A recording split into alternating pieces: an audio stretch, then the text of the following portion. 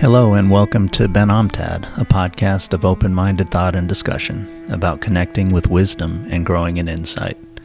Here I recount and discuss folk tales, myths, and philosophy with various people, hoping to grow through dialogue. Today's episode is about the Greek god Dionysus, the god of wine, who resembles both the plant from which the fermented drink comes and its various effects on human beings. Hence he is a god of connection and creativity, but also destruction and death, and so our discussion proceeds from the spirit and body, so to speak, of that god, to rebirth and transformation of life and civilizations. Thank you for listening, and please join the discussion in the comments and in your own notes. Ian's going to read a primary source on Dionysus, a short poem, and then I'm going to give a little, just kind of general introduction from the book Mythology by Edith Hamilton on him, and then we'll kind of go from there. Let's see. So this is one of the Orphic hymns from sometime between, I think, 2 BC and 4 AD was the guess, if I remember correctly. This is a hymn to Dionysus. Dionysus I call, loud roaring and divine, primeval god, a twofold shape is thine. Thy various names and attributes I sing, O twice born, thrice begotten Bacchic king.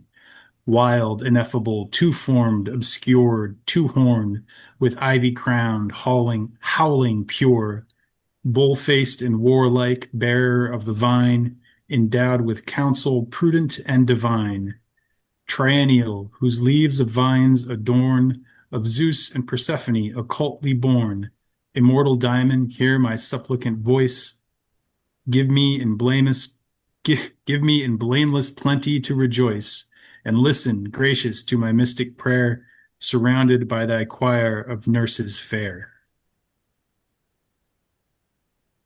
Yeah, that's pretty good. Before we go on to the kind of general introduction, do you have thoughts about that?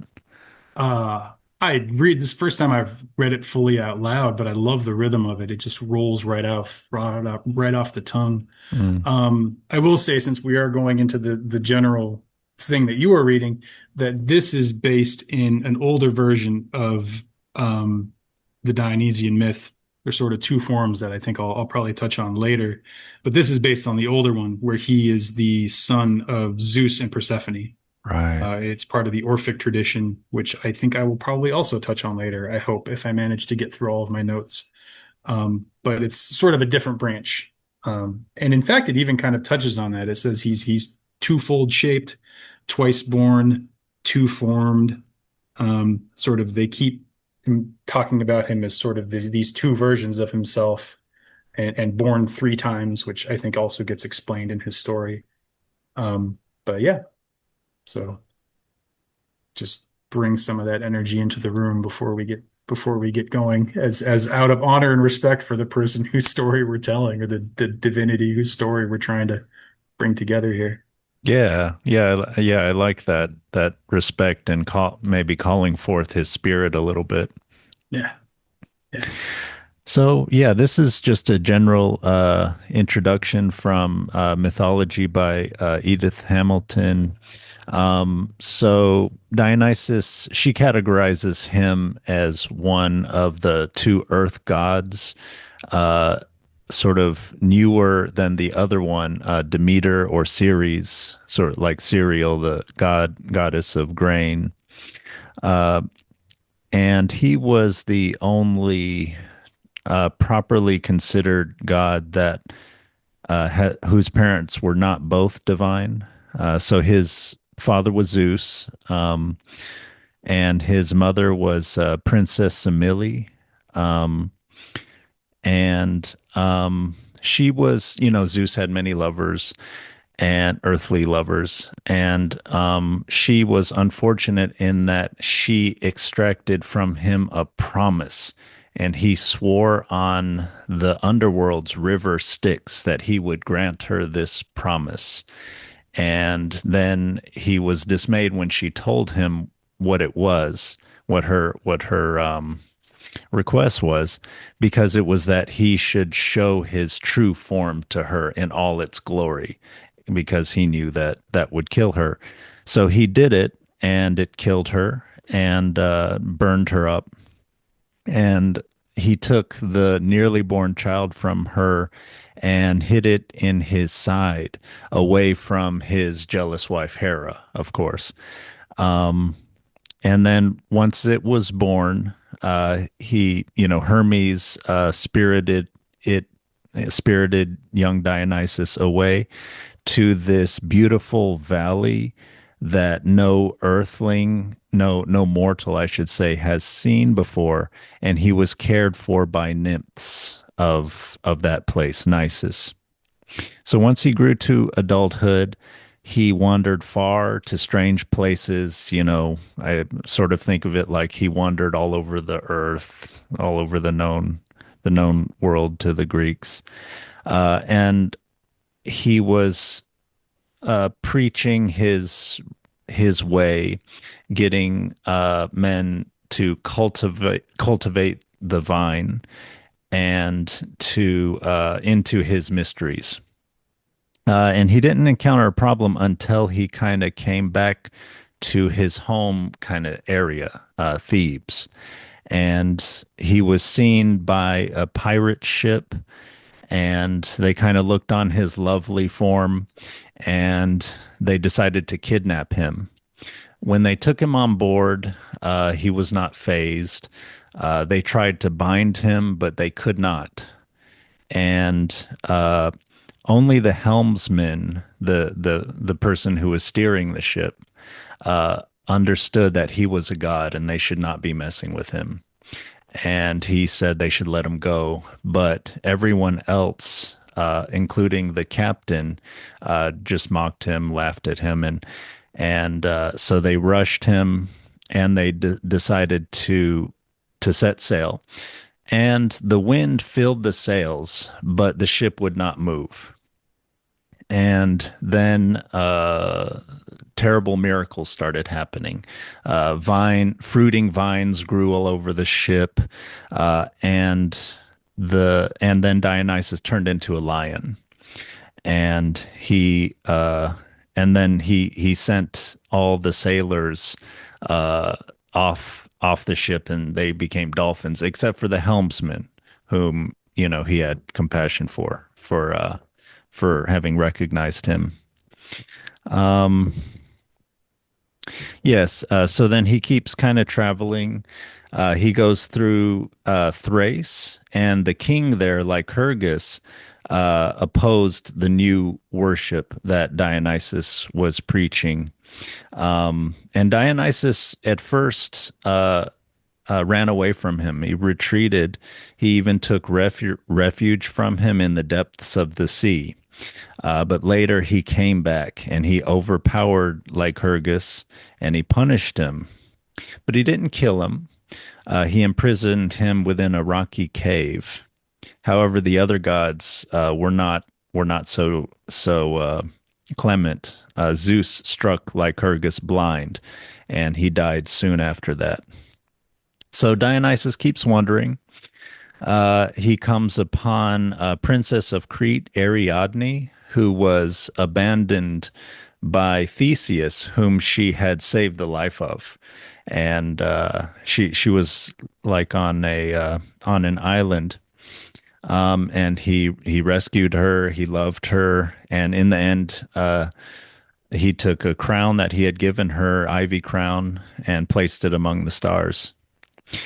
And so, yes, the mother whom he had never met was not forgotten. So he longed for her. He descended into the underworld to seek her, and in the end, he prevailed over death, and he brought her up and into Olympus. And yes, even though she was a mortal, she was deemed, because she was the mother of a true god, she was deemed to fit to dwell there with the immortals. Yeah, the nature of the god of wine, he could be kind and beneficent, or he could be cruel and drive men to frightful deeds. Um, the his followers were these wild women, the Maenids or the Bacchantes, and they could be driven to frenzy with wine. Uh, they did not worship him like the other gods were worshipped in the cities with orderly temples.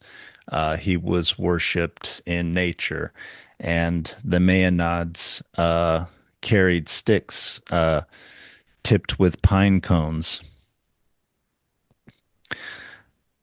So, yeah, the worship, here's a quote: the worship of Dionysus was centered in these two ideas so far apart, of freedom and ecstatic joy, and of savage brutality. The god of wine could give either to his worshippers. And then, so one last story as he's traveling, there's another king, this one of Thebes, his home. And the king's name was Pentheus, and he was actually the son of Dionysus's mother, Semele's sister. So it was his own cousin.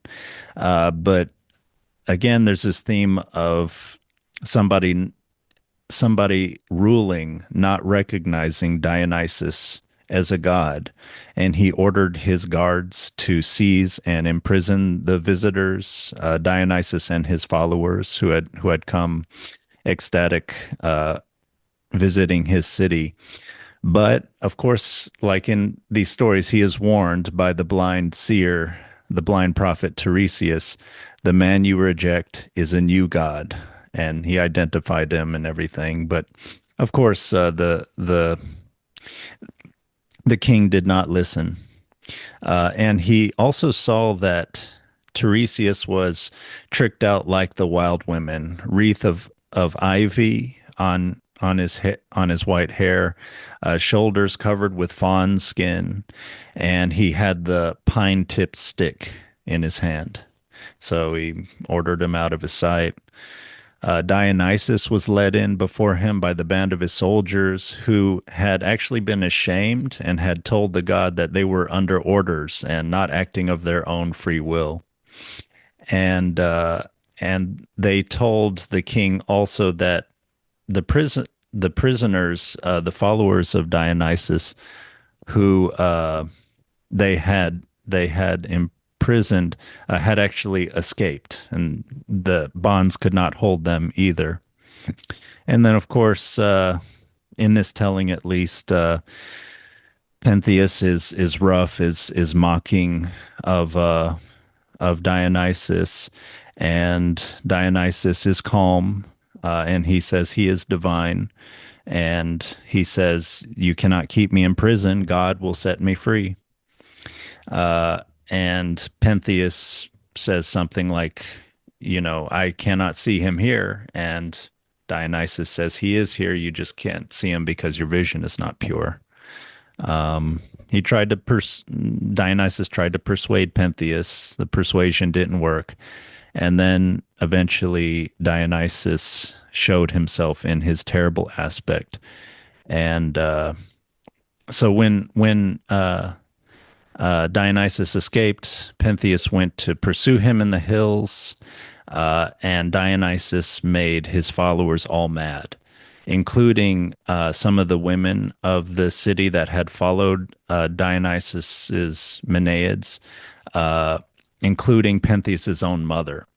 And Dionysus made them all mad, and they saw Pentheus as a cougar, some kind of wildcat, and they tore him to pieces. And then, of course, after they woke up from their frenzy, they his mother was in agony. So that was kind of the just the little introduction from that book, Mythology by Hamilton. Nice. Nice. Yeah, that story of Pentheus, the version of it I found, and I wish it's in a play by one of the famous Greek plays. I feel like I should know this. Hmm. Um, Not Sophocles. no, I don't think so. Well, I'm not going to find it, but I'm Hmm. embarrassed. I'm embarrassed not to know. My classic education is my lack of a classical education is showing. But the version of it I heard is he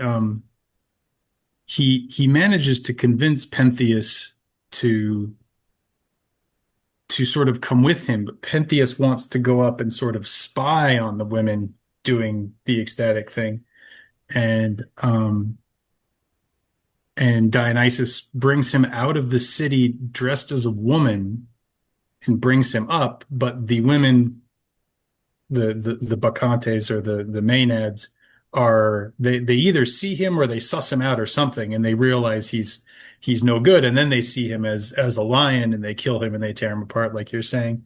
And his mother tears his head off and sticks his head on top of her wand or her pine cone staff, or Yeah. there's some argument pine cone. There's some argument that it was fennel, which Hmm. is not a very strong plant, so I'm not sure how that works. There's some Hmm. argument that it was just a spear, but whatever it was wrapped in ivy to sort Hmm. of symbolize maybe both the forwardness and the sort of patience, the sort of calm that's required for that. Hmm. Um, the ivy being sort of like a protective thing.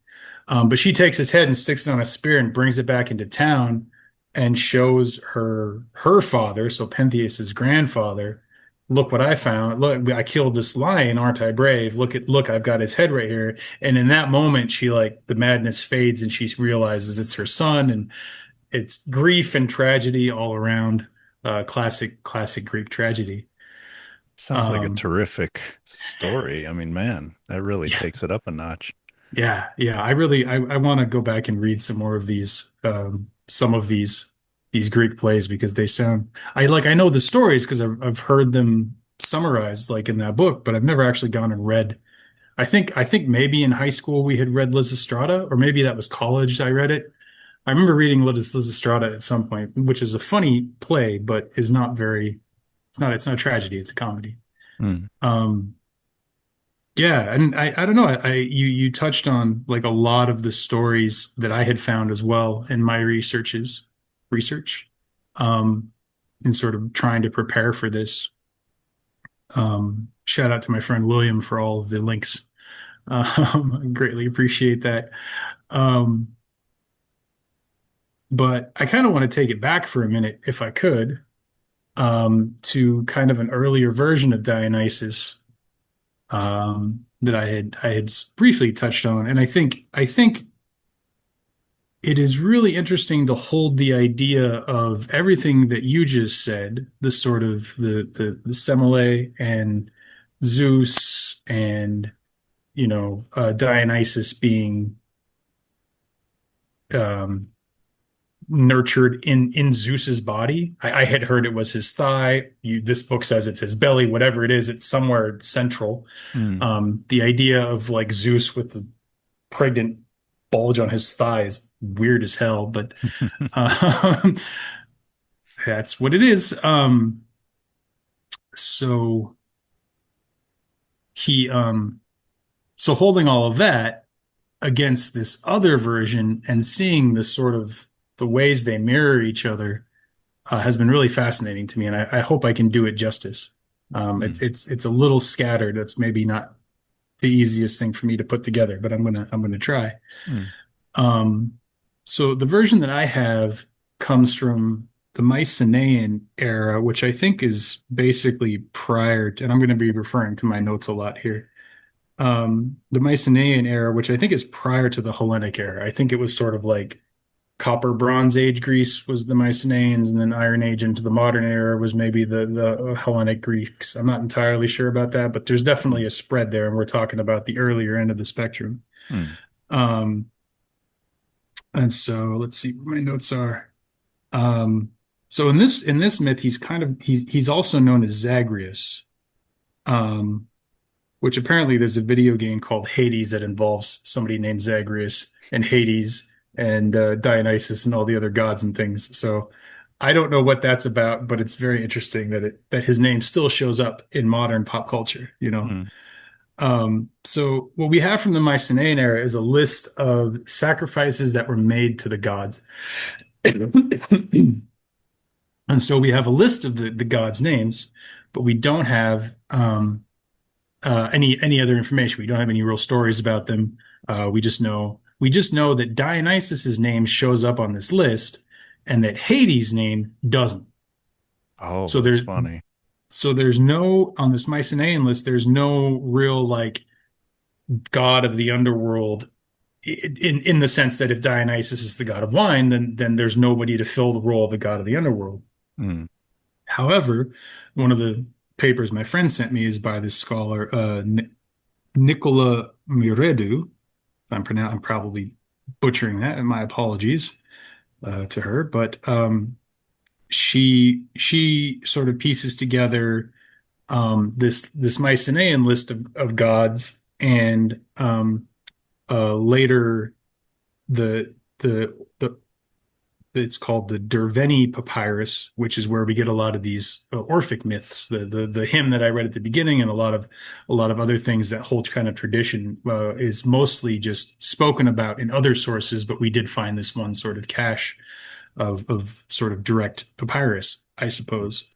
Um, and it's from that we get this idea that perhaps Dionysus was considered the god of the underworld in this earlier time, and that sort of mythology, that story of him, either disappears, like it just fades out, and then we get this new one that you just read, or perhaps it gets sort of wrapped into these Orphic mysteries and is taken underground and sort of maintained there. The old ways are sort of maintained while these new ones kind of come in.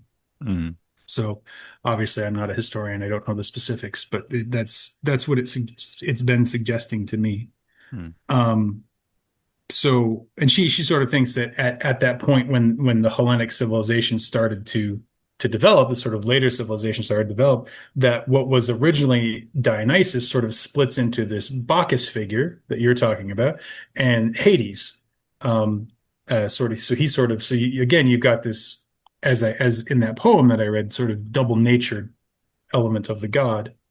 Um, and she claims that Hades, which actually translates as the invisible, Hmm. supposedly, that Hades is actually started off as a title or an epithet, an honorific for Dionysus. Hmm. So it was like a way of referring to him without using his name, Hmm. when he was in his role as Lord of the Underworld. And then the underworld itself is also called Hades, the invisible realm, the other world Hmm. where the dead people go, makes sense to me. And so sort of the realm and the nickname sort of took on their own persona and became sort of that became the new form of the Lord of the Underworld. Hmm. But back in the old days, we had the sort of the lineage goes, you had Kronos and Rhea were sort of the parents of the gods. And this I think at least that matches Hesiod and the later Greeks. But Kronos is the one that was very jealous of his children and would eat them. Hmm. And Rhea was very sad and sort of despairing that her husband had been eating all of their children. And so she protects Zeus and she hides him away in a cave. And then in traditional storytelling, Zeus comes back, kills Kronos, slits open his belly, rescues all his brothers and sisters, and they go on to become the Olympian gods. In this story, Zeus and Rhea, they go off to a cave in that fucked up way that gods and goddesses do. Zeus and Rhea have sex. They have a child. That child is Persephone. Then Zeus and Persephone have sex. Their child is Zagreus, Dionysus. Hmm. So within this lineage, you have Kronos as sort of the overarching ruler of the gods, who is replaced by Zeus, and Dionysus is seen as the coming replacement of Zeus. Like he's going to be the next overlord of the gods, Hmm. to the point that when he is born, he goes up to Olympus and he climbs up on Zeus's throne and he's grabbing the lightning bolts and he's like waving them around. I just see this image of like this little toddler kid waving around these lightning bolts. And this sort of implies that he's there to eventually he's going to grow into Zeus's place, which Hmm. doesn't seem to bother Zeus as far as from what I could tell. Hmm. But um, the Titans come and they kidnap baby Dionysus. Maybe they lure him away or something, but they kidnap him and they take him and they roast him and they chop him up and they eat him. Mm. And so here we have sort of the first example of something being torn, sort of limb from limb, the head being ripped off, the arms being ripped off. So Pentheus. Later, hopefully, we get into Orpheus. I want to bring Orpheus into this as well.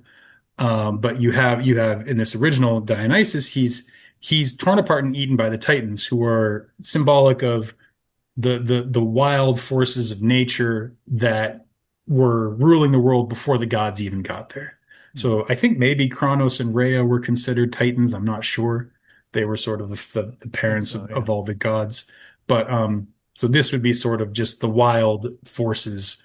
They come and they tear Dionysus apart, which I think we all have had an experience of something beautiful and divine in our life that was sort of torn apart by random circumstance and sort of just natural unfolding of the world. So perhaps we can relate. But in this case, Zeus gets real mad, understandably, because here's his basically his heir has been treated like an animal, roasted on the fire and eaten for pleasure. So he comes down with his lightning bolts and he kills the Titans, zaps them. They kind of explode, and they out of the remnants of the Titans, the ash that's left over, that's where humanity comes from. So in this version of the myth, we have humanity as the product of this sort of brutal, natural, somewhat evil, evil side, and this divine side as well. And we have Dionysus as almost like a Christ-like figure in that it's his essence that makes the divine and human. So he's got this link to humanity that the other gods don't in this particular story. Um, Meanwhile, I think Demeter, Demeter, what was the series, however you want to name her, I think she's the one. She manages to find his heart in and amongst all the things, and she takes his heart and sort of resurrects him from that heart.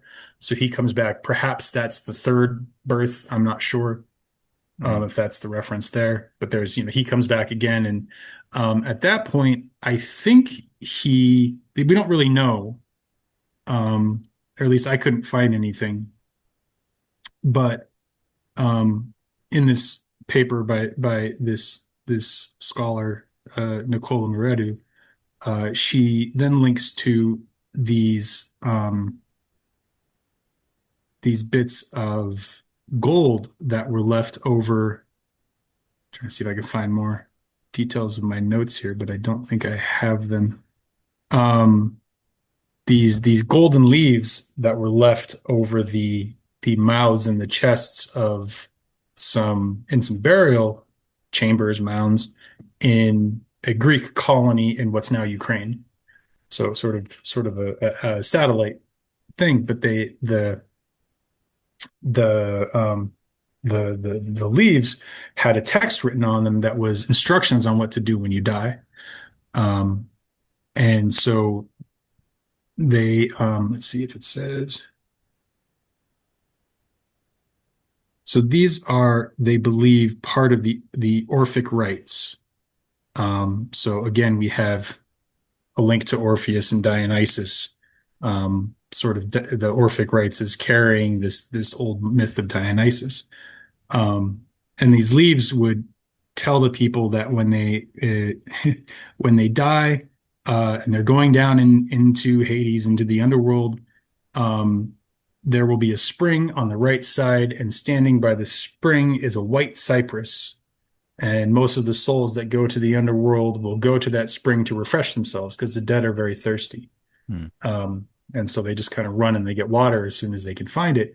And the advice is do not go to that spring. Ahead of it, you will find a lake of memory where cold water is pouring forth, and there are guards. If you go up to the guards and they will ask you what you are seeking, you say, I am the son of earth and starry sky. I am parched for thirst and I am dying. Quickly grant me cold water from the lake of memory to drink. And these guardians will announce you to the Chthonian king, the ruler of the underworld, who in this case it's suggested is Dionysus. Um, and they will let you drink from this lake of memory. And having drunk, you will go along the sacred road on which the other, in the underworld, you drink the memory, you'll remember things, and you'll go along the sacred road where the other glorious initiates and Bacchoi travel. So there you have sort of, I think that's why they sort of suggest this might be Dionysus, is because it does link to the Bacchoi, the Bacchantes, the sort of wild Mm, worshippers of Bacchus Dionysus.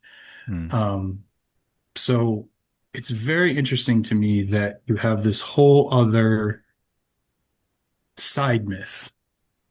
And I think in those days, you didn't have, you had papyrus, but you didn't have printing presses, and you certainly didn't have any forms of communication that went beyond sort of mouth to mouth for the most part. And so you could go, a couple islands over or across the Mediterranean, and they would have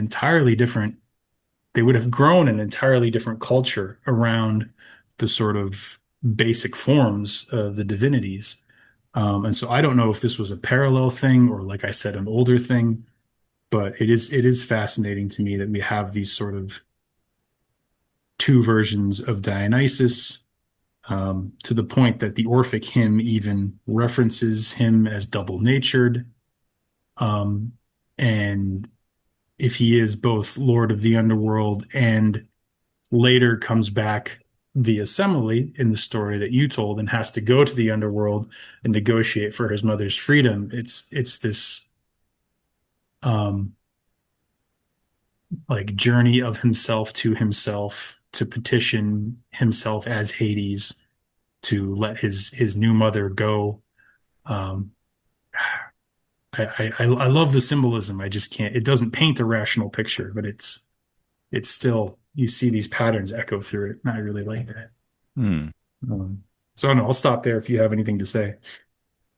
Well, yeah, I do like the, multiple kinds of stories that are different and learning different stories about the same personages in any sort of tradition. You can, it's just, it's interesting. And, you would think you could get more of an idea of what this thing is, this multifaceted thing or this complex kind of thing.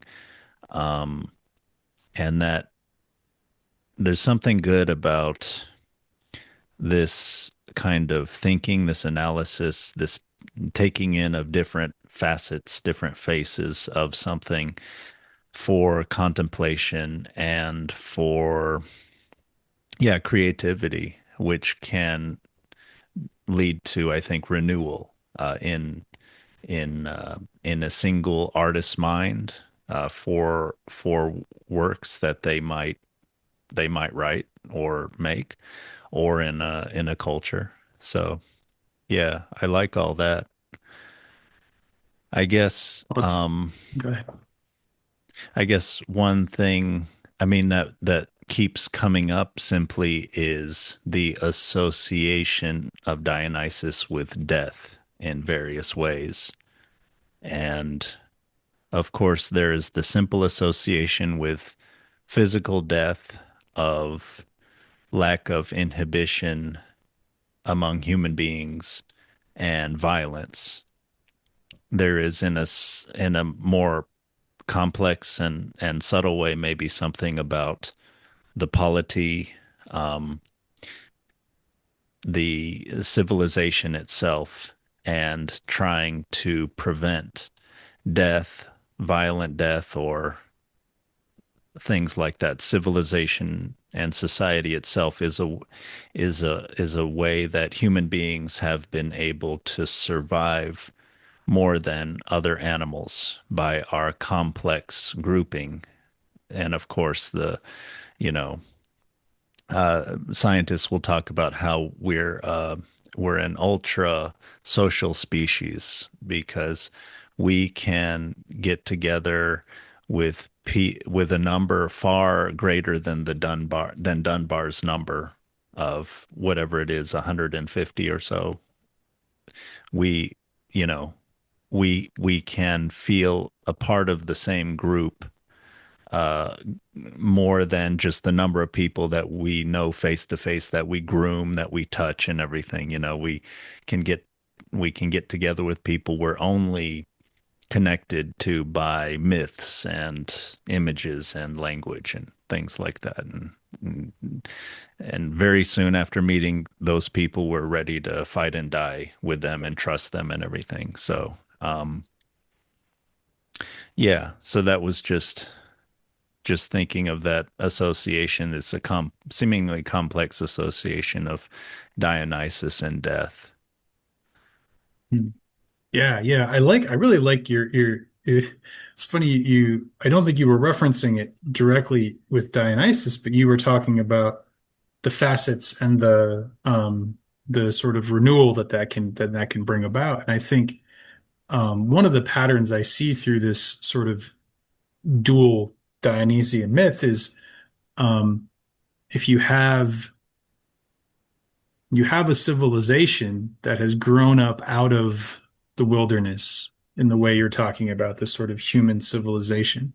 And you can see that as being a switch from the Titans to the Olympians, the sort Mm, of the wild gods to the civilized gods. mm, Um, and if we follow this Orphic myth, you have Dionysus Zagreus coming through as the successor to Zeus. So he will perhaps lead a new pantheon of gods at some point, or he's sort of the way the Olympians replace the Titans. Maybe he'll come along and replace the Olympians at some point.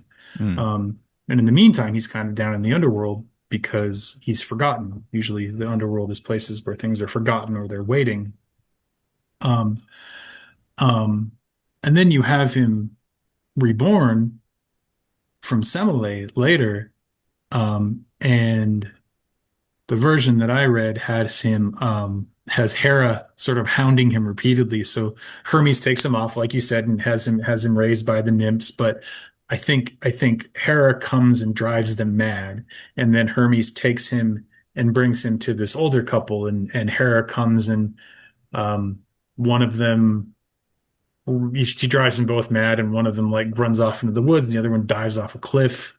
mm, And Hermes comes and saves Dionysus again and takes him mm, somewhere else and dresses Dionysus up as a woman, as a little mm, girl, and so gets by Hera that way and has him raised maybe by satyrs. I'm not sure, mm, um, but I think if it is satyrs, I think that's maybe where he starts picking up the wine and the vinting, the vintaging mm, and all that, the grapes to crushing to wine, um, and. And then he goes on about, and then I think Hera finds him and does curse him with insanity, and that starts his mm, wanderings. And mm, he ends up meeting Rhea, who would be his grandmother in the earlier myth, or even in this one, mm, if he's the son of Zeus, regardless of if it's mm, Persephone or Semele who sort of gave birth to him, he's still sort of Rhea's Zeus. So yeah, he would be the grandson of Rhea. So he mm, comes across Rhea and she heals him of the madness. mm, She manages to sort of wipe Hera's curse away.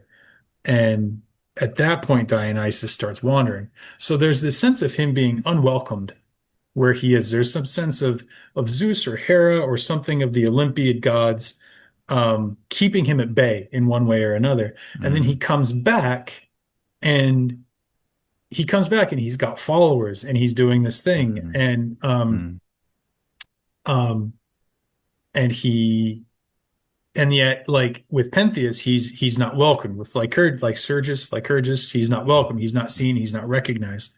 mm, And so if you have this new force coming in to sort of revitalize or change the culture. If the culture rejects it, the culture is destroyed.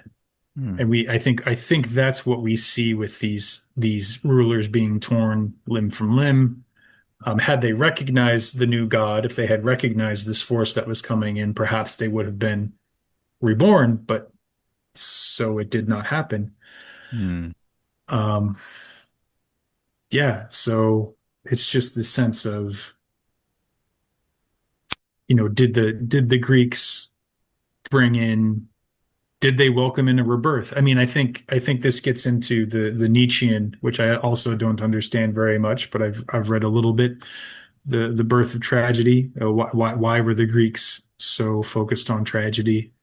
Mm. And he comes up with the oft discussed Apollonian and Dionysian urges, the sort of building, constructing, civilizing, and the wild, the unpredictable, the chaotic. Um, I think it's more complicated than that, but that's the part I've never quite been able to wrap my head around with Nietzsche. It's a little dense. But they're definitely set up as opposing forces, and I believe with Nietzsche, he wanted them brought together. He wanted that he was under the impression that the Greeks at the time were growing kind of stale as a culture. Their culture was sort of collapsing in on itself. I think it was described in the source I read of like Zeus falling asleep on Olympus. Like he's not quite there anymore. Um, and you have Apollo being sort of the civilizational structure that kind of holds that and kind of builds Mm. that and tries to refine it and refine the forms, refine the forms. And you have Dionysus as the chaos. He is not form, he is energy. If you got, if we want to go Einstein here, E equals MC squared. Mm. Energy is matter. So you've got matter and you've got energy, and you've got the energy kind of trying to come in, and Apollo is at first opposing him. Now later, supposedly the priests of Dionysus were welcomed, and they were ensconced at Delphi with Apollo's priests, and there was sort of a balance made. And perhaps, again, I'm not sure my Nietzsche, but perhaps Nietzsche points to that as, or at least it would make sense for that to be sort of like, oh, Greece had managed to bring in this new energy and ensconce it alongside the old gods and sort of have that rebirth that you're talking about. So they'd have these sort of multiple facets of divinity. It can grow, it can change, it can die, it can be reborn. Dionysus is someone who has died and been reborn, gone to the underworld, come back, been driven mad and become sane again. So he's able to cross boundaries and hold paradoxes sort of naturally without it being destructive to himself. Mm. And perhaps that was what led to sort of the second flowering of Greek culture and why we all look back on them so fondly. Um, and would also imply maybe why Dionysus was the patron of theater, because if he is sort of this tragic, disruptive force, theater can also be very disruptive. A well-told story will summon up emotions that you didn't know you had. They come in like this foreign deity and they just sort of move your world around. And you're like, oh my God, I didn't even know I could feel that way, you know? So I think there's a lot to that. I don't know necessarily what it goes to, but Yeah, death and transformation. Um, you mentioned the theater. Do you know, I mean, was he just sort of like the patron saint, the patron god of the theater, or something like that? yeah, I'm not sure what that link was. I wish I knew more about that particular aspect, but it didn't come up much in the sources I was reading.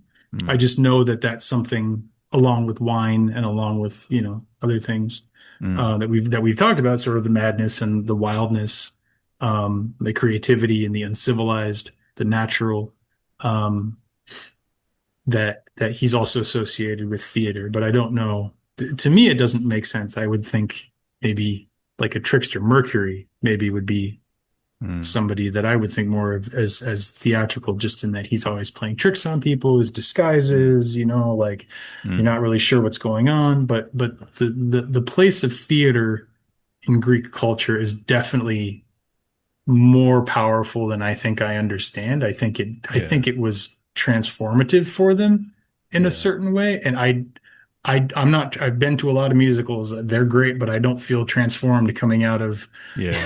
the Book of Mormon or, Yeah. what is it? Hamilton, like they're great Mm. plays, but I don't feel like I'm a different person. But Yeah. I think maybe the Greeks it was a different thing with them. So. Yeah, that's fascinating to think about. I don't know much about that, but I've heard that too. Aristotle it was something like a religious experience, supposedly. Hmm. Aristotle said something about that, the transformation of it. There's something, I mean, yeah, you're mentioning musicals that we go to, plays that we go to. It's sort of like a little bit of a posh thing in our culture. It's not like everybody goes to it or enough of everybody for it to, I don't know, for you to feel it. You know, we live in vast megalopolises compared to their just simple polis of, five to like a big city was maybe something like 50 or 100,000 people back then. And that's not even a big suburb for us.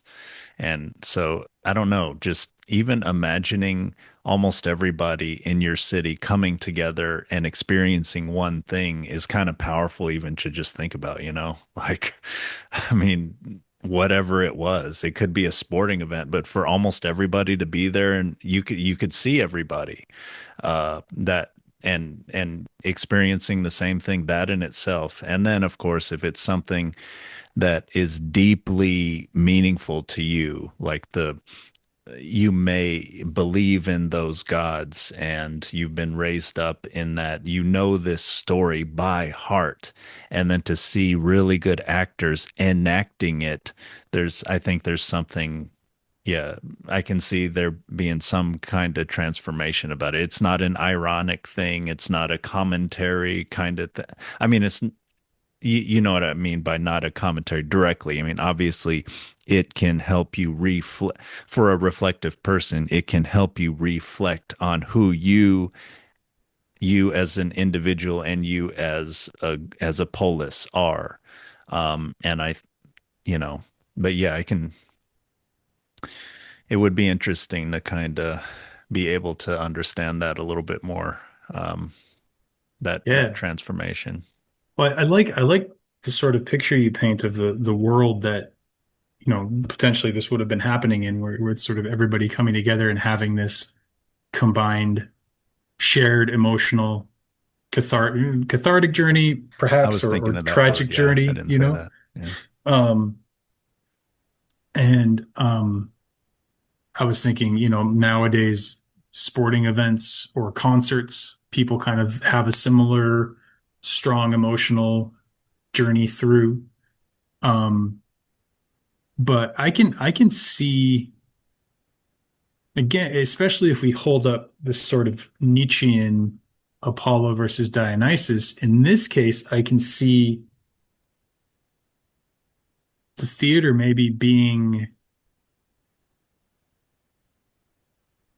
almost like a door to the unconscious or something, or a door to something deeper, and that you have especially in these days, you don't have books, you don't have movie theaters, you don't have Mm. laptops and Netflix. You work, and then you have free time. And when you have free time, all of a sudden there's this thing where you can go and a story is enacted live in front of you.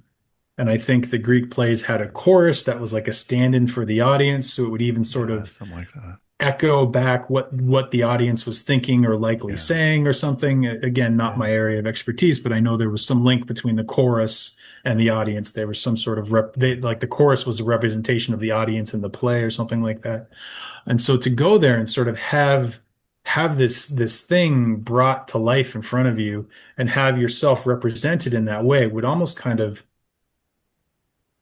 both split you out of yourself, and that you're examining something in the real world that is oftentimes just in your head, but you're also doing it with a bunch of other people, um, and seeing. So there's this mirroring in that way of entering a space that's outside of your everyday life, and yet your everyday life is with you because it's all the people and it's the stories that you've heard, but it's a world. You're watching a world that but that is very unfamiliar to your everyday life. And then from that story comes these emotions. And so it could be sort of an opening for some kind of so unconscious contents to come up into the consciousness, the way that a Dionysian urge, a wildness, If the structure of the mind, the Apollonian structure, the tightness, the form of the mind is able to relax and open, that new energy can come into it and sort of have that rebirth effect. Um, so I could see it working that way, and it would sort of back up the idea of Dionysus as sort of this new current, this that the world can get stuck in its form. The world can get used to what we all think it is, and we need something that will crack that open. And Dionysus is maybe the energy that comes through when we are managed to be cracked open in that way. It's the newness. Um, yeah, yeah. Yeah, thank you. Yeah, that was very well told. Uh, and I was thinking, how is it that Dionysus could be the one to help bring us into that uh, new world? And you had sketched kind of uh, the gods, or the Titans and the gods and everything, lineage. And it seemed like it goes from more primordial to more human, with Kronos kind of being this like unfeeling, massive force of nature. He's associated with time itself, with fate, is sort of like the fading of everything. You're just a little tiny mote in this huge, cosmic movement, and you're just a flash in the pan. And then Zeus, he's more relatable. He's the sky, thunder, still primordial elements, but or excuse me, it's more like natural elements now, where it's there's an unpredictability and destructiveness to it, but also life-giving. Um, and then with Dionysus, there he is right here with us in civilization. He teaches us how to cultivate the fruits of the earth. There is and there's a wildness to them, even the look of the vine, as opposed to, say, like some types of trees or anything. And the vine does need this structure. So we have this role, and it's sort of linked with the Apollonian there, where the vine needs this scaffolding on which to grow to bear fruit the best for us, and to do what fruit naturally does if left out on the ground. It will ferment in some way, and animals can get drunk on it and everything. But we've learned how to cultivate that into this thing.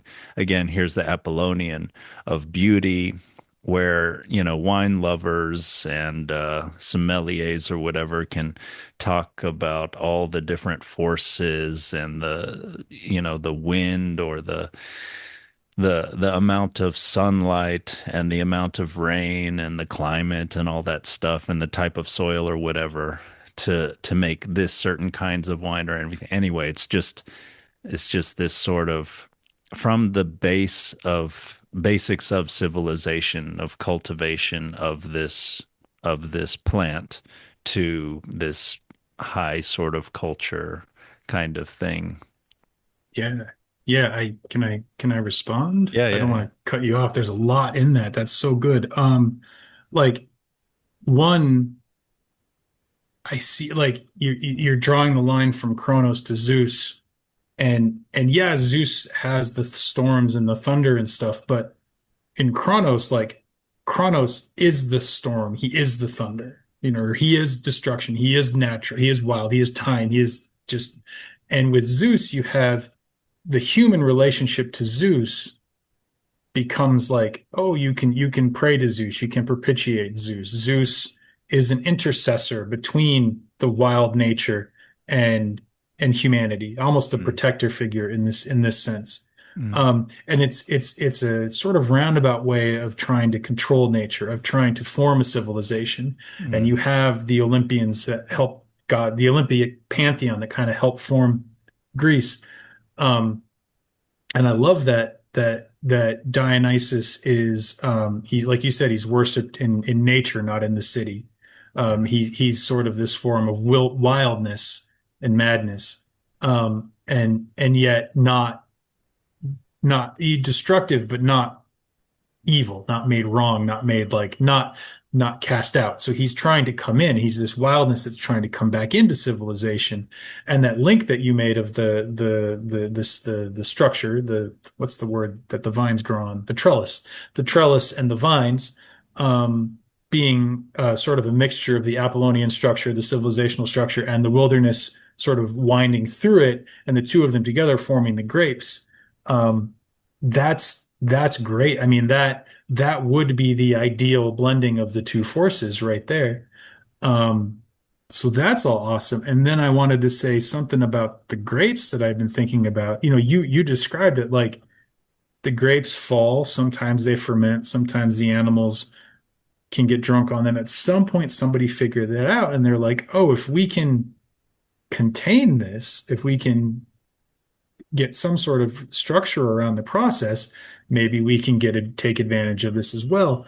And this is something that occurred to me as far as Dionysus being both a god of wine and a god of, death and or resurrection and or, destruction and rebirth, that back in these days, like grapes, you didn't go to the grocery store. You had grapes in grape season, and you had wheat in wheat season, and you had whatever it was when it was ready to grow.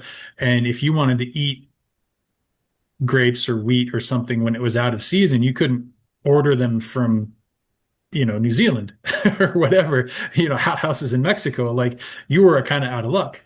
So anything in those days that would take food, which you had to eat when it was ripe or it would spoil. You couldn't necessarily keep because you didn't even have refrigeration.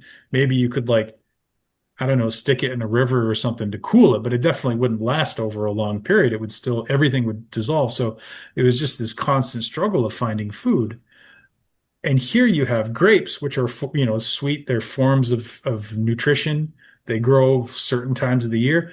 But if you take them and if you crush them, if you kill them and destroy them, if you submit them to being torn apart, and then you take that and you put it in a jar and keep it kind of protected, eventually, however it worked, I don't know how they did it in those days because I'm sure they didn't have Mm, vats and all the stuff we have these days, but mm, they would make the wine out of that, and the wine would last. So it was this sort of like death and like wine in and of itself is allowing the death process of the food, putting it through this alchemical transformation into something that you can keep on the shelf in a jar, and it will last for, maybe they didn't have perfect sealing methods, but it definitely would mm. last longer than a grape would. Yeah. It would last you at least through the winter. It would last you, until the next vintage. And there was this sense of like you crush the grapes, you put them in the jar, and you seal them. So there's this moment of death. There's this moment of the grapes passing into the underworld, into the darkness, Mm, being removed, and mm, then, 3 months. I don't know how long it takes to ferment wine in those days, but like 6 months mm, later, a year later, 3 months later, they would mm. open the jar, and the wine itself would be now drinkable. Yeah. And it would be raised to a higher level because it wasn't just grape juice. Now you could get drunk on it, which is Yeah. kind of a magical thing if you don't, if you're not doing it all the time. There's Yeah. something to that. But I think there, like, it was the first time I've seen the link between the winemaking process and whether we're talking Dionysus or Christ, the winemaking process and the resurrection process, and the Yeah. dying, being in the underworld, coming back, and being like a spiritual being instead of a physical being, somehow a raised up. You're not a grape anymore. You're a wine. You're now wine. You're alcohol. Yeah. Yeah, that's it's really No, cool. that's absolutely brilliant. Yeah, I didn't think about how, yeah, you have to crush the grapes, you have to disintegrate them, just like these stories of Dionysus. And yeah, there's this life process of there's this natural thing, but then you know how to cultivate it. You're not forcing it into this box exactly. You're giving it the trellis, the structure on which to grow and to bring it to its full fruition, which is kind of like a human being and good education, you know. And then, yes, and then you bring it to this death process. And at at the end, when you're ready to drink it after a long time, when it's in darkness and it's been fermenting, then then you're ready to drink it. And that itself can bring out transformation in you and the community.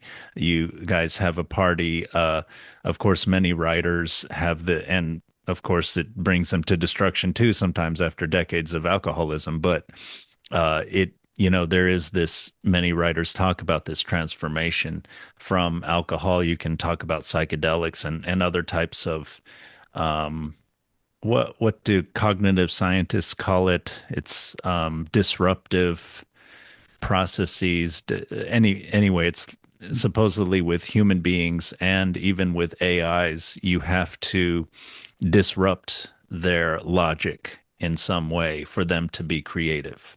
So that the logic leads them down this A equals B equals C, and you can't get creative if you're like that. You have to disrupt that process in some way to get creative. And so that wildness into education, into disintegration, into death and transformation after a time. And then that brings out some transformation in the human being and the society. And hopefully, yeah, it's the good type of creativity that you can bring about in a good religious ritual with wine, or a good family gathering, or a good party, and you don't, someone doesn't get knifed at the end, something like that. So, yeah, Yeah, or have their head torn off and stuck on a spear. yeah, that's a bad party. That's a bad party. Yeah, no, That's thank you. unforgettable, though. Well, that's true. That's true. They'll write a play about it. Yeah, no, that's great. That's great. I mean, that force that you're talking about is Dionysus, I think, that force of like, that thing that comes from outside and disrupts us, and that we might think is the devil. We might think is Yeah, something trying to stop us. We might think is, oh, it's in our way, but it's coming through and it's bringing change. And if and here, like it, I'm seeing the imagery of that white tree and the spring of forgetting from the Orphic papyrus, mm, and the other stream of memory, the other pond of memory. And when you die and you go into the underworld, when the energy comes through and it's disrupted, when you're crushed and you're grapes and you're in the jar and everything around you is falling apart. Um, if you go towards forgetfulness, you're lost. If the civilization goes into disruption and forgets its civilized nature, forgets the goodness that it had, forgets sort of the thing that led it down that logical journey in the first place, the sort of, oh, it can be good, it can be this. If they forget that, then everything just dissolves. Maybe metaphorically, the wine goes bad. You open it up and it's spoiled. It's vinegar. You can't drink this. You got to get rid of it. Oh, that waste. What a waste.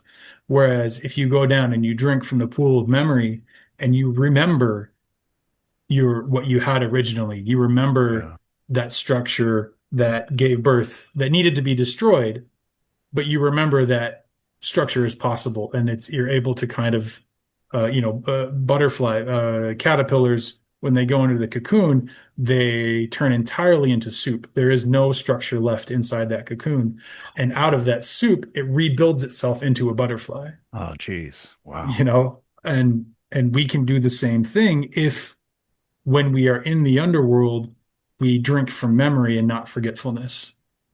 You know, yeah.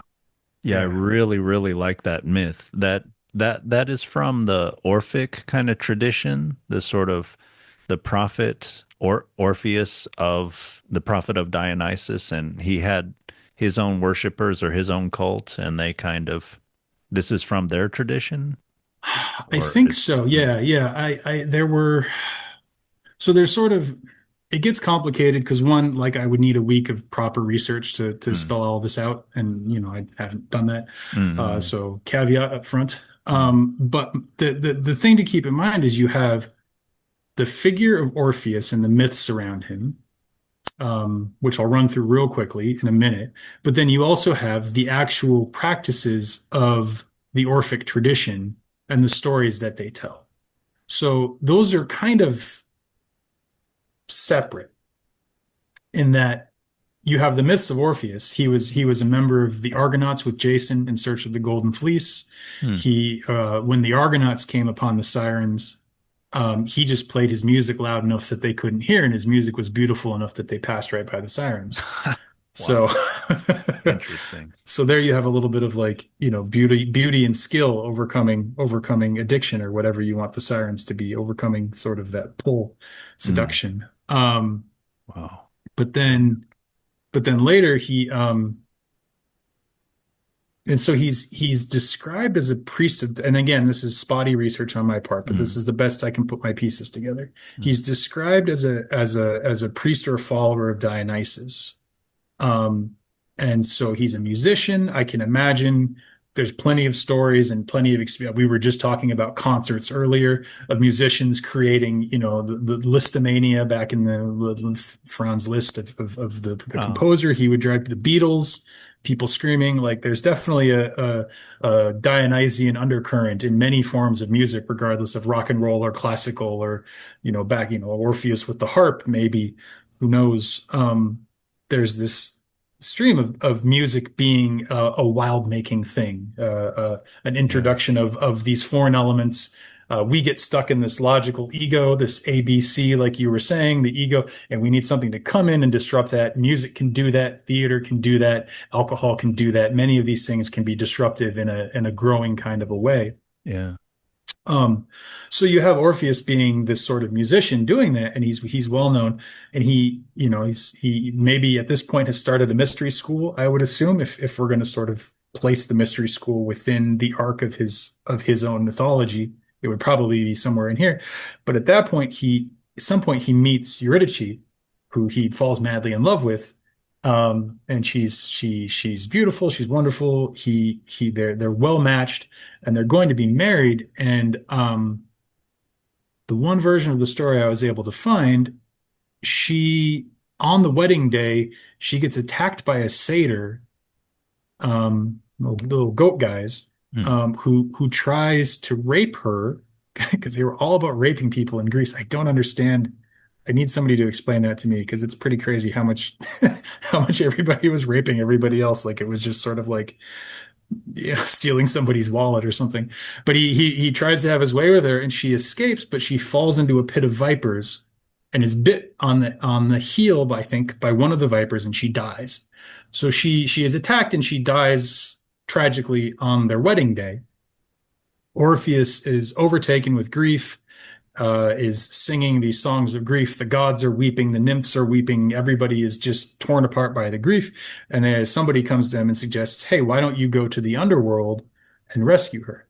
And now I don't remember hearing this in any of the stories, but to my mind, if I'm the priest of Dionysus and I hear this story about how Dionysus went down and rescued his mother from the underworld, and I know the mysteries of Dionysus, whatever those, we don't know, but whatever those happen to be, maybe there was something in there about going into the underworld and being able to negotiate with the Lord of the underworld, who Hades or Dionysus Agrius, whatever we're talking about here, negotiating with him and being able to bring something back. And so he's like, okay, I'm going to do that. And he goes down. He speaks to, in this myth, he speaks to Hades and Persephone, and he plays the music. Maybe I assume that's kind of his thing, and they're moved, and they're like, yes, we'll let you take your wife back with you, but you have to.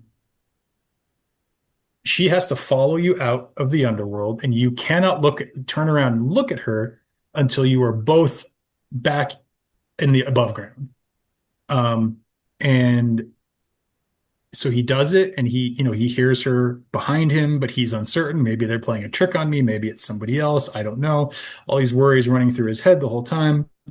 But he gets up to the top, and right at the door, he like steps out into the light. And before she steps out, he turns and looks at her. And so like he loses, basically. He fails his task right at the very last minute as she's about to step into the sunlight. He can't wait any longer. He turns and tries to see to make sure it's her, and it is her, but then she's pulled back into the underworld. And he is without his wife, and he is despairing again. Um, I don't know the Orphic mythos, as I've been repeatedly saying, but the end of the tale of Orpheus is that he is no longer worshiping Dionysus. He turns to the worship of Apollo and climbs a mountain to watch the sunrise and sing hymns to the sun as it's rising, the sun being Apollo. And the Maenids, the followers of Dionysus, don't like this. And either Dionysus is upset with Orpheus for turning towards Apollo, or the Maenids are upset because Orpheus won't. They find him very attractive, but he wants nothing to do with them. There's some strands that Orpheus was started sleeping with young men, little boys, like they did in Greece. It wasn't quite as bad as we think of it these days. It's kind of a thing they did at a certain time. But in any case, whatever it is, you see Orpheus is having a broken heart. And if he had gone down to the underworld to save his wife, and even more so, if the Lord of the underworld is Dionysus, through the Orphic tradition, as I was sort of implying earlier, you have Orpheus going down there and speaking to his god and saying, "Give me my wife, please." And the god puts this task before him that he fails at, and he loses his wife. No wonder he doesn't want to worship Dionysus anymore. No wonder he doesn't want to sleep with the Dionysian women. No wonder he like turns his back on all that, whether he's sleeping with boys or not. I don't know. That's obviously a different world, terrible nowadays. But whatever it is, he's turned his back on all that stuff, and he's now doing the Apollo thing. And the Maenids go up to him and they tear him limb from limb, just like that. I forget, but that prince you were talking about when Dionysus comes back is still a human, whose mother has his head on the staff, just like Dionysus was torn apart by the Titans. You have Orpheus also ripped apart, in this case by the Maenids. And his head and his lyre, which Apollo was the god of music, so it's not entirely weird that he was like attracted to the Apollo worship. But his head, Orpheus's head and his lyre float down the river, and they end up like coming ashore on some island where he prophesies. His head just stays there and prophecies for a long time, and people will come and visit and listen to the prophecies of Orpheus's head. And then I think Apollo comes at some point and is like, "Okay, you can rest now." And he kind of, I don't know what he does, but he puts him to sleep, puts him to death, kind of ends his suffering. And if we tack that whole story, or we hold that whole story up against the Nietzschean, Apollonian, Dionysian, the structure and the form versus the craziness coming in, the new thing coming in, you have in the story of Orpheus someone who was part of this force of this new energy, but was not able to let go of his wife, was not able to let go of something that he loved, but that had died. And if you are going to work with this new energy, you have to be able to let yourself dissolve completely. If you don't let yourself dissolve completely, you will be torn apart by it, because you're summoning up destruction, but you are not letting it embody you. And so whatever constraints you put against the destruction, those, to the degree that you hold on to them, they will be destroyed. You will be destroyed with them, I think. And you also see that in at least the version that I read of Pentheus, that's his name, of the king, in that he wants to go and partake of the Dionysian rites by watching. He wants to hide and see what they're about. He doesn't want to actually get involved. So again, there's a distancing from this destructive rebirthing force that can come through. And so if Mm, you hold yourself apart from it, you are destroyed by it. mm, If you are of the old order, you are destroyed by it. But if you embody if you let it come into you and you move with it, you let it move you, you let it destroy you, you go down into the underworld, you let yourself be crushed like the grapes, and you remember that you will make it through to, the Elysian fields, or you'll become the wine, and you let that happen, then you're kind of saved. Um, but Orpheus doesn't do that, and it's questionable. Maybe you could say that's why Greek civilization ended. It's a story, it's a myth or a metaphor of sort of the Greeks getting a little too caught up with the head, the intellect. The head is left behind, the songs of the head are left behind, but the whole body is gone. It's been mm. torn apart, and eventually Apollo comes, civilization comes and like shuts down the head, and that's kind of the end of it. Um, Yeah, so yeah, that's an interesting. Yeah, that makes sense to me that a culture would be in decline when it's ignoring the whole body, the whole soul, rather, and it's yeah, thinking too much of the head. You can think of the head as sort of like the structures of civilization, the laws and everything. And there's interesting discussion about how, there's the letter of the law and the spirit of the law, and you need the people and interpreters of the law to know how to navigate all that. You need to, there's a complexity there, and you cannot just go by the book all the time. And maybe there's something about how a society gets too top heavy and it's just trying to go by the book and mechanically try things in the past that have worked without having that body or spirit to guide how to do it, and to have the spirit of how to go forward. yeah, yeah. That I mean, what you're pointing, the picture you're painting right there is like the Dionysian urge to stop the over the top heavy, to come in and like stop it from going in that direction, and disrupt it, like you were saying earlier. It lives in the body, Mm. the Dionysian, it's the Dionysian energy is, if you are a civilization or a person or whatever, and you are stuck in your head only, um, the Dionysian urge, the urge for rebirth, is in the underworld. It's in the unconscious. It's been exiled from the kingdom. It's been sent wandering through India, and now it returns, and it has to be recognized for the new god that it is. Mm. And it comes up out of the body. Like you're saying, and like you were saying before, it's that natural force of the grapes. It's nature, the wilderness coming forth again within the civilization to disrupt and renew it. And to the Mm. extent that we allow that to happen to ourselves, um, while maintaining that memory of what's possible, not dissolving into despair, not dissolving into drunkenness, Yeah. um, Yeah, but that's also not getting stuck in the overly top heavy, like you were saying. So it's yeah. being able to balance those two.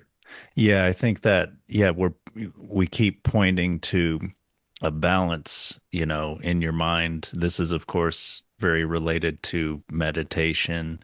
You're doing breathing meditation, your mind keeps wandering, but then you're not forcing it back, and you're not trying to figure out a system of how to keep your mind on the breath all the time, but you're just gently bringing it back, gently bringing it back. Um, I was thinking with that story you told of Orpheus, Dionysus's prophet that kind of lost his way when after his beloved wife died, and he knew of a way to go down into the underworld to get her. And yes, he has courage he has skill to negotiate with the god of the underworld and Persephone. And so he's like Dionysus in that way, right? He goes down to get a woman, although there's maybe interesting that Dionysus got the mother he never knew. But as you're pointing out, Orpheus is getting the wife that maybe he couldn't let go of. So there's maybe a fundamental difference there. But anyway, he's able to, not through force, but through skill, negotiation, perhaps, probably music, some kind of intellectual, spiritual kind of social kind of thing. He's able to win them over. And but then they give him that task and he cannot complete it. And I was thinking that so his wife is walking behind him, but he's not allowed to look back at her. And he's going this long journey up through the underworld, and he gets out into the light, and so he passes the threshold. And so, like in the earlier myth, he needs to keep that thread of what his task really is to remember, but he doesn't. He passes the threshold, and then he's like, "Okay, and then he goes with his fear, right? His fear and desire. Is my wife really there? Is my mind just playing tricks on me? Maybe they are just screwing with me." And then he has to look back for the proof. He cannot feel it. He cannot live with faith and with that attention. And then, yeah, he truly loses his wife after Yeah. that. He truly loses his love. And then, from what you're saying, he loses his faith in Dionysus. He has no more desire. He kind of becomes like this ascetic. I was thinking sort of like even in the Buddha's journey, where in the Buddha's journey, being the ascetic was part of the journey, but it was not the end. It was kind of the in the later on he took the middle path, right, which is kind of rejecting asceticism. You cannot starve yourself enough to gain enlightenment, right? That's not exactly the way. And I was thinking he goes up to a hill, he's alone, he's trying to commune with Dionysus with pure music, maybe pure logic or something like that, and that's when he gets torn apart. The ravages of nature, or whatever the Maenids represent, all the chaos and the forces and violence of nature that he has not been communing with in some way. It could be sexual communion in the story or whatever, but they come and they dissolve him, and then Yeah. Yeah, no, that's great. That's great. Just to clarify, you had said he's up there singing to Dionysus, but oh, sorry, yeah, I meant yeah, he's up Apollo. there, Yeah, Apollo, yeah. yeah. I choose to start with that clarification because what you were pointing to is a person who did not, in that last final moment of where he had to sort of surrender his fears and his anxieties and step forward one more step with faith and wait for her. Like that moment, I can feel it in my system of like it's akin to death. Like you're taking that final step Yeah, and you don't know what's going to happen. yeah, And if you can just take that last step, it's going to be resolved one way or the other. You're going to like, and you can't do anything about it. And so yeah. to lose faith in that moment and turn Right. is to hold on to something. Like you were saying, Yeah, it's the fear instead of the faith. It's the, I need to have the structure. I cannot let the structure go. It's the last little piece of structure that he needs to let go in that moment through faith, which you hold through the memory rather than drinking from the well of forgetting and just being like forgetting the task, like you were saying. He has to remember the task. And if he remembers the task and steps forward in faith, he'll have that one moment of like, oh man, it's done. I still don't know if that's her, but whatever it is out here with me now. And he could turn and he would have the thing that he had lost been, brought back to him. But he lost that moment of faith, and he lost the chance at rebirth. And so if we are mapping Orpheus onto a civilization, you have a civilization who did not allow itself to die, did not allow itself to die and be reborn, did not allow itself to die while remembering the task it was supposed to carry forward.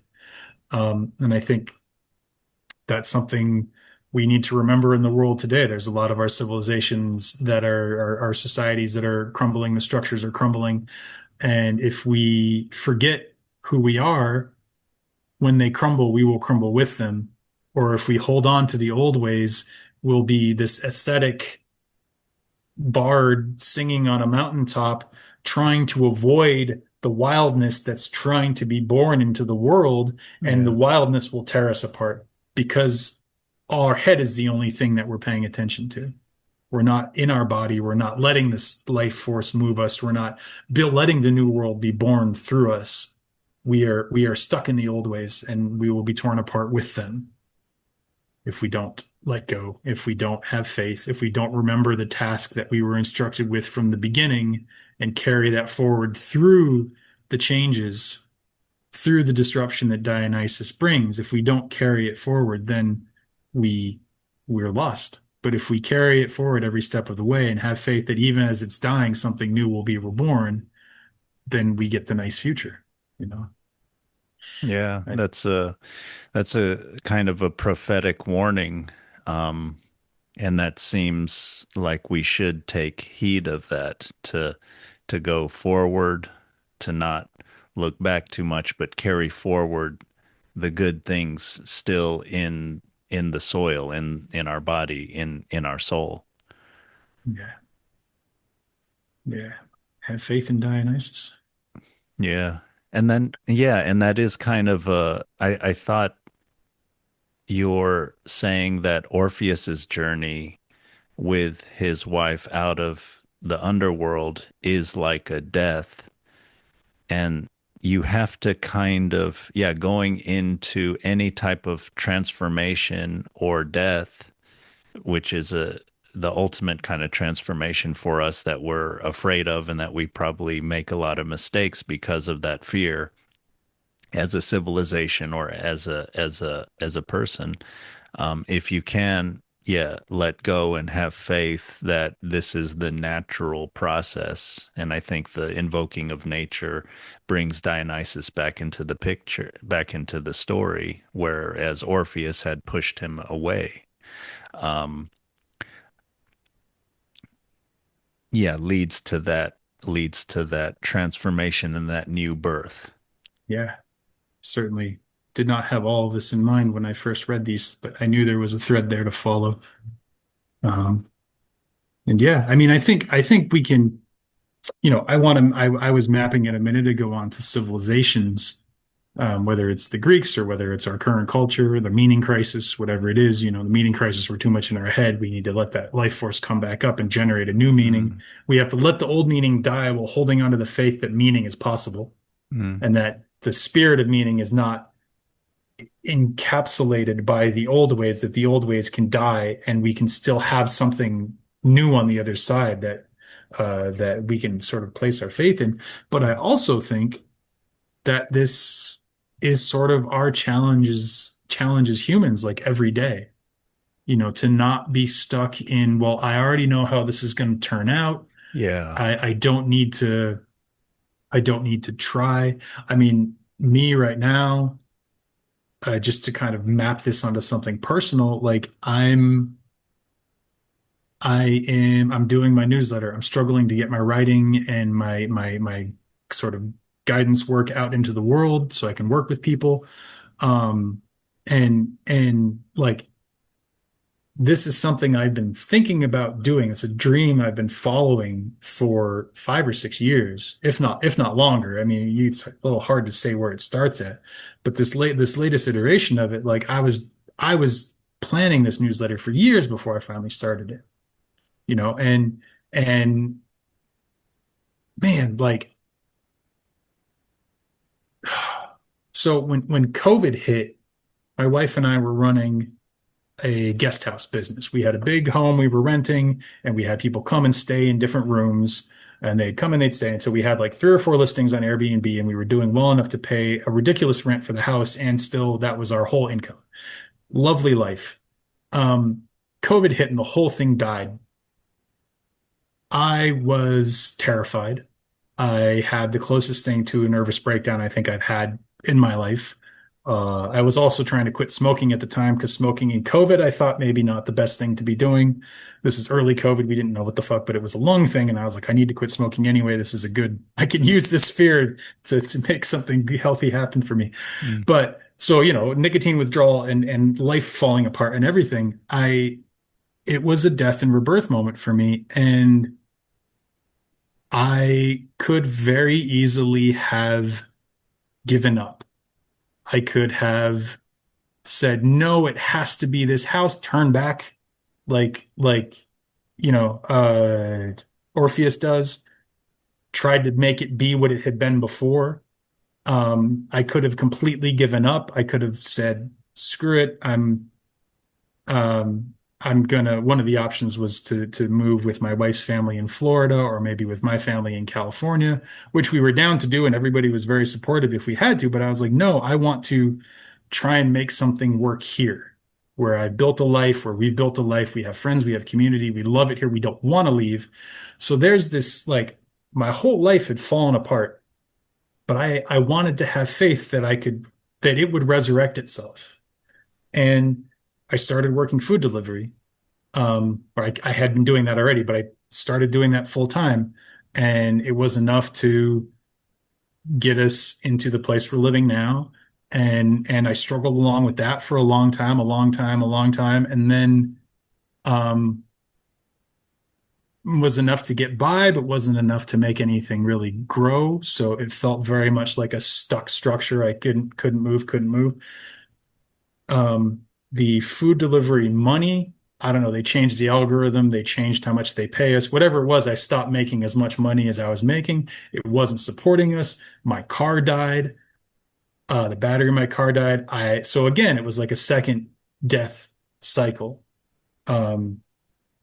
And I could have been like, okay, this time we're getting out of the house, we're moving, we're just done. I'm done with all of this. Or I need to keep doing food delivery because that's all I know. And I didn't do either of those things. I was like, I need to find work. And I found work doing the AI training that I do now, the remote work. Came out of nowhere. Didn't work, took a couple of false starts with it. I felt like I was trying to like start a gas stove where the lighter wouldn't click and it wouldn't click and it wouldn't click. And then finally whoosh. And that worked for 6 to 10 months, maybe almost a year from the time I first got hired by them until the next disaster. And then I was working at this company, and all of a sudden the project I was on ended, and I had no income, and I had been supporting my wife and myself, and we had nothing. We had a little bit of savings, thankfully, so that sort of brought us through. But again, it was this moment of my whole life has died. What do I do? Do I keep trying to tear at this one AI company for work? Do I give up entirely? No and no. What do I do? How do I carry forward? And I moved forward, and I had faith that something would coalesce back around me. And my wife found a job. I found a job with another company, and it was in that very moment. In fact, I lost the job on a Saturday at 11 o'clock. Saturday. Wednesday night, I had decided to start a 3-day fast. Water fast, only water for 72 hours. Yeah, 72 hours. So I had my last meal Wednesday night.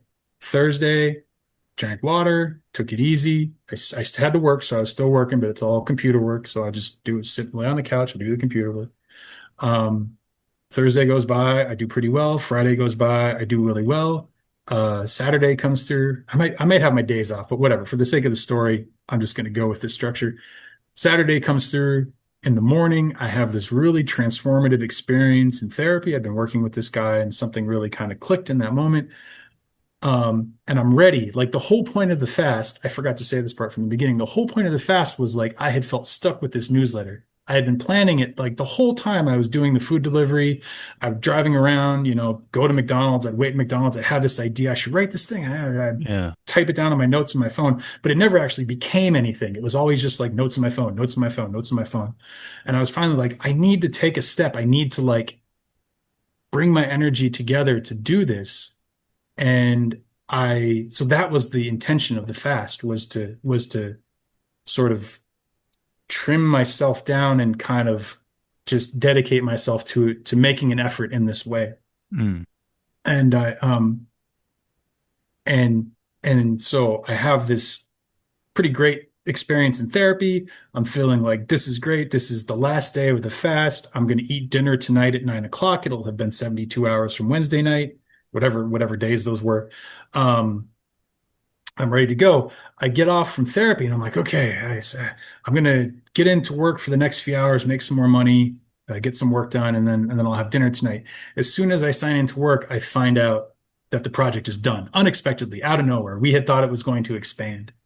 And it felt again like the one thing I had hinged my life on had fallen apart, had broken down, had died, and yet here I was ready to start my newsletter. Here I was ready to finally just rely on this money and start my new thing. And as I'm ready to start my new thing, the one thing I was relying on falls away. And as I'm sure you can guess, since I'm still working on my newsletter, I never gave up on that. I'm up to, I think, the 50th or 52nd post on it. And I have a different job. Like my wife got a job. I have a job. We're making more money now than we were when I was employed myself, just myself. Um, I don't want to say that every time, something could happen tomorrow. I could lose my job. My wife could lose her job. Something tragic could happen and something good could not come of it. I don't know, but I have tried to hold that faith through every step of the process. And I have been through enough deaths and rebirths in the last 5 to 6 years that like there's a way you can go about it. Um, I don't know how to say what that way is. I don't think there's a formula to it, but you can read the stories and the stories give us hints. And I think that that's true. And if we can map that back onto the world for a minute, that's what I wish for the world, for our civilization. I want us to die and be reborn. I want us to continue on and have faith that something good is going to come, because that's the only way something good comes, is if we have faith. If we don't have faith, it could come and we wouldn't even see it. Yeah. Whew. Yeah, thank you for sharing that, man. I didn't know. I knew parts of that story, but I didn't know you'd gone through so much in the past several years. Yeah. Yeah, I don't talk about it much, and I don't know why I'm talking about it here publicly, but it felt necessary because I really wanted to illustrate this Dionysian transition that we're talking about.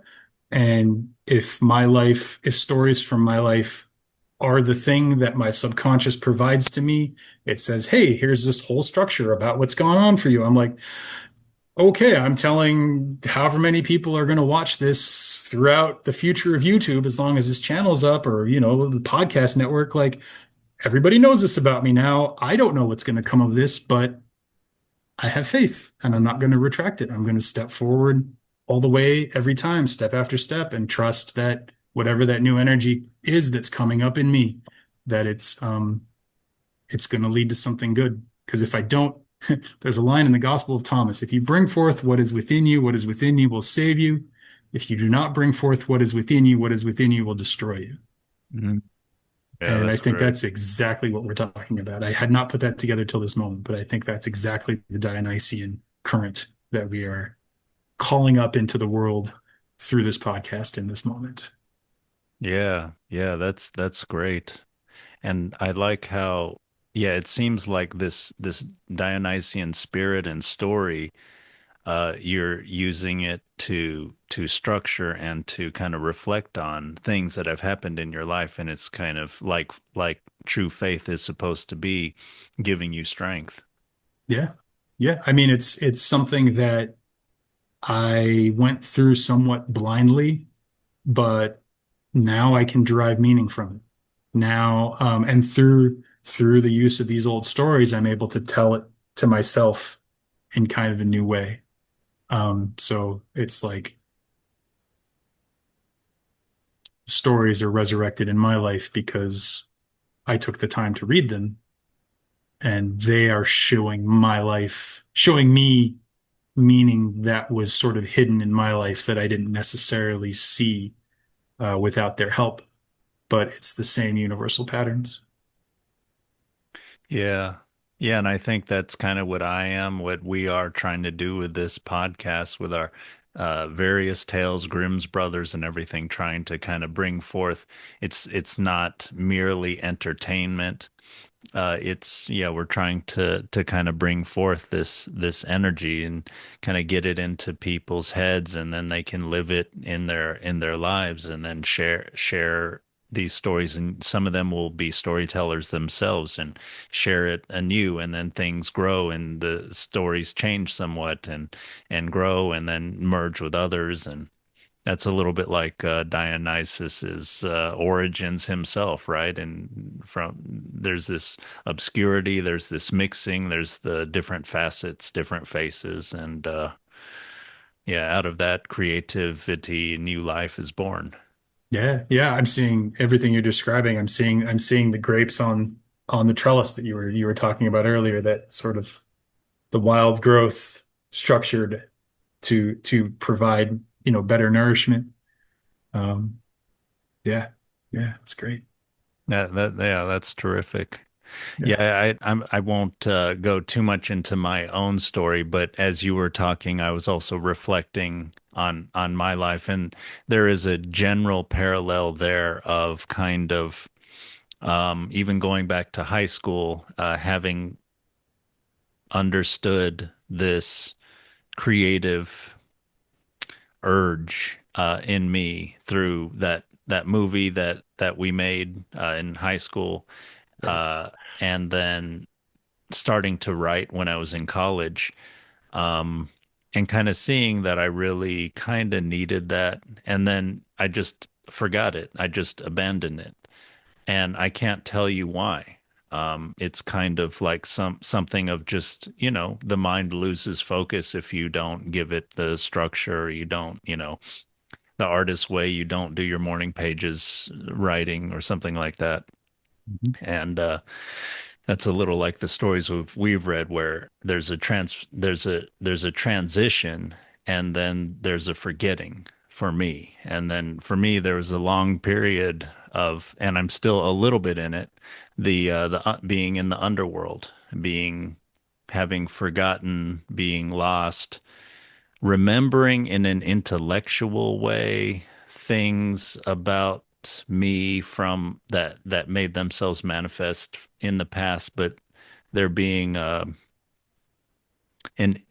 just a wraith like uh, quality to them, where I wasn't, it didn't wasn't embodied in my life. And I think I'm slowly kind of coming out of that underworld, and I should thank you a lot for helping to bring me out of that. The I had already started the podcast with LL, and but yeah, it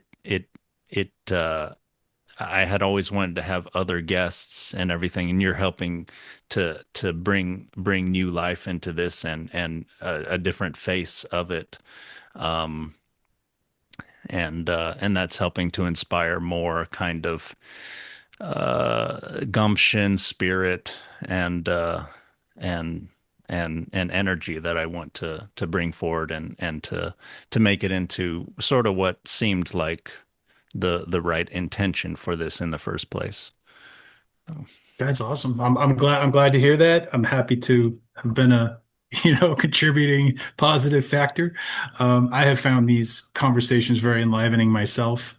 There's something about, I don't know if it's your interview facility or just the fact that, we're fairly old friends, even though we sort of drifted apart there for a while. But we have this shared history. But there's just something about the vibe of these conversations that um, I can't get it from my newsletter. It's not the newsletters are heady. They're me writing a thing and sending it out. And maybe I get like one or two comments. It's probably from my mom and dad, to be honest. You know, I've got a number of people reading, but there could always be more. But there's something alive, I think, because you're here, because there's another person that I can't do on my own. And I think this kind of work is so important. And I'm glad that other people get to see it, and I hope it does them some kind of a benefit. We are definitely, I think, of a like mind as far as trying to bring this energy out into the world. So yeah, I think let's just keep doing that. Yeah, yeah, man, that sounds great. Yeah, yeah. So nothing more on Dionysus or anything. We're ready to kind of call it a day for now. I think so. I think we fed him pretty well. I hope he's happy. I'm grateful. I'm seeing that whole thing in a new light. I'm seeing the arc of his story and his sort of circular spiral like journey through Greece. Um, Yeah, spiral like. is Yes, excellent. yeah, yeah. Um, is newly revealed to me through this conversation. So I'm grateful for how he has fed me slash us slash the audience for this time as well. Okay, all right, sounds great. Yeah, Well, it was good talking to you, and I hope to I think we'll return to Dionysus at some point, or at least in some way, as is his nature. I'm sure he'll be back. Sounds good. Okay, we'll talk to you soon.